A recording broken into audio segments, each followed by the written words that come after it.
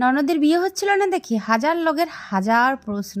কোথাও বেড়াতে যাচ্ছি, কোথাও যাচ্ছি, মানে সবাই জিজ্ঞাসা করছে, কিরে এ তোর ননদের বিয়ে দেবে না, কিরে এ তোর ননদের বিয়ে হবে না, তো শ্বশুর শাশুড়ি কি ননদের বিয়ে দেবে না?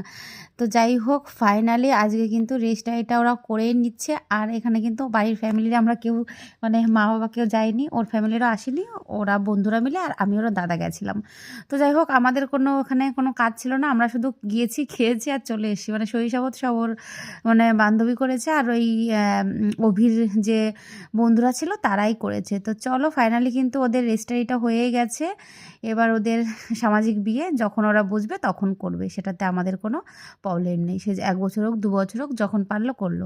তো যাই হোক, আমরা তারপরে চলে এসেছি মাদার হাটে। দেখতেই পাচ্ছ মাদার হাটে এত সুন্দর সুন্দর এই যে ডিজাইনগুলো, কানের দুল, দাম কিন্তু প্রচুর। এবার এত দাম দিয়ে কিছু কেনাকাটি করার মতন টাকা তো আমার কাছে নেই। আর এই যে আমার সোনার পাপা কিন্তু একটু ঘুরু ঘুরু